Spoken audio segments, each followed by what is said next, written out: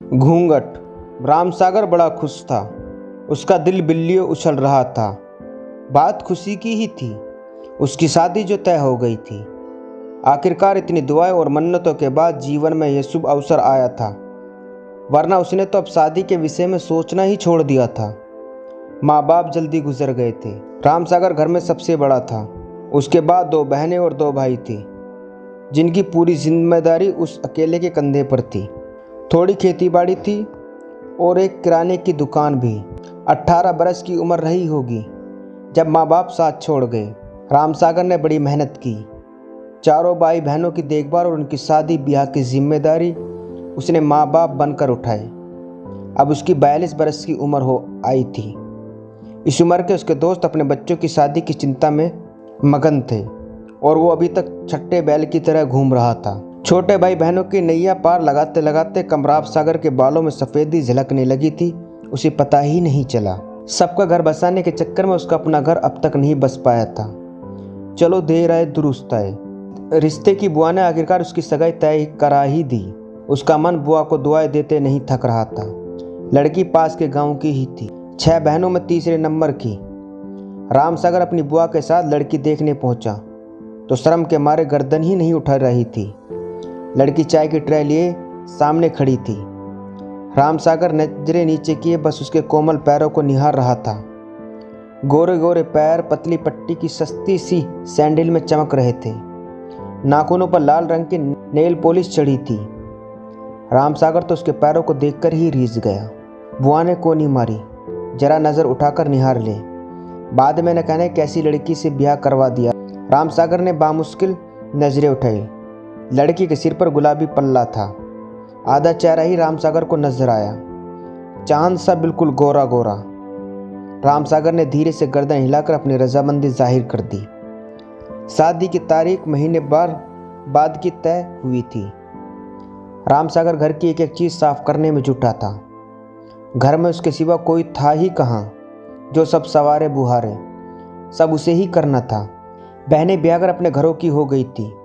दोनों भाई रोजगार के चक्कर में दिल्ली गए तो वहीं के होकर रह गए। एक एक करके अपनी पत्नी और बच्चों को भी ले गए कि वहाँ बच्चों की अच्छी परवरिश और पढ़ाई हो सकेगी। पीछे रह गया रामसागर अकेला। 1 महीने में रामसागर ने घर का कायाकल्प कर दिया। अपनी पत्नी के स्वागत में वह जो कुछ भी कर सकता था उसने किया। आखिरकार शादी का दिन भी आ पहुंचा। घोड़ी पर सवार रामसागर कुछ दोस्तों और रिश्तेदारों से घिरा गाजे बाजे के साथ धड़कते दिल से अपनी होने वाली ससुराल पहुंचा। लड़की वालों ने स्वागत सत्कार में कोई कमी नहीं छोड़ी। जयमाल फेरे सब हो गए। रामसागर बस एक नज़र अपनी पत्नी के चेहरे को देख लेना चाहता था, मगर चांद पर लंबा घूंघट पड़ा था। आगे पीछे उसकी बहनें, सहेलियां और रिश्ते की बुआएं। सुबह विदाई के वक्त भी लंबा सा घूंघट। विदा की बेला आ गई। रामसागर घूंघट में जार जार रोती अपनी दुल्हन को लेकर अपने गांव पहुंच गया। सारा दिन रीति रिवाज निभाते बीत गए। दुल्हन भीतर कमरे में औरतों के बीच दुबकी बैठी रही और वह बाहर मर्दों में। आखिरकार सुहागरात की बेला आ गई। औरतों ने आकर रामसागर को पुकारा और धक्का देकर कमरे के भीतर धकेल दिया। चांद पर अब भी घूंघट पड़ा था। रामसागर झिझकते हुए पलंग पर बैठा तो उसका चांद और ज़्यादा सिमट गया। काफ़ी देर खामोशी छाई रही। आखिर हिम्मत जुटाकर रामसागर ने घूंघट के पट खोले तो जैसे उसको सांप सूंघ गया। घूंघट का चांद वो चांद नहीं था जो उस दिन नजर आया था। ये तो कुछ फीका फीका सा था। बेसाख्ता उसके मुंह से निकला, तुम कौन हो? वह धीरे से बोली, अनीता। रामसागर ने कहा, मगर मेरी शादी तो सुनीता से तय हुई थी। अनीता ने गर्दन झुका ली। तभी दरवाजे पर दस्तक हुई। सख्ते में डूबे रामसागर ने उठकर दरवाज़ा खोला तो सामने बुआ खड़ी थी। वह झपट कर अंदर आई और दरवाज़ा बंद करके पलंग पर बैठ गई। रामसागर हैरानी से उनकी ओर देख रहा था।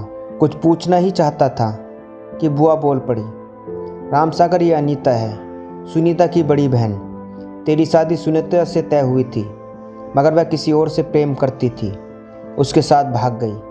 वह उम्र में भी तुझसे काफ़ी छोटी थी, चंचल थी, तू उसे संभाल नहीं पाता। इसके पिता तो बड़ी दुखी थे, मुझे बुलाकर सब सच सच बता दिए थे। माफ़ी मांगते थे, मिन्नतें करते थे। फिर मैंने तेरे लिए अनीता को पसंद कर लिया। सब विधि का विधान है। यह भी शायद तेरे लिए ये अब तक कुंवारी बैठी थी। छोटी बहनों की शादियाँ पहले हो गई।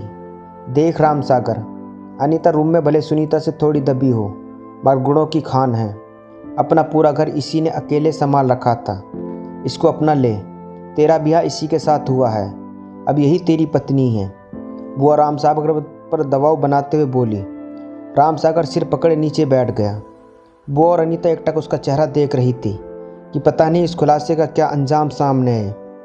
चंद सेकंड बाद राम सागर ने सर उठाया और बोला, बुआ घूंघट में घोटाला हो गया, मगर कोई बात नहीं, नुकसान ज़्यादा न हुआ। बुआ हंस पड़ी, साथ में राम सागर भी ठटा पड़ा और चांद के चेहरे पर भी मुस्कुराहट तैर गई। दोस्तों बस इतनी सी थी ये कहानी।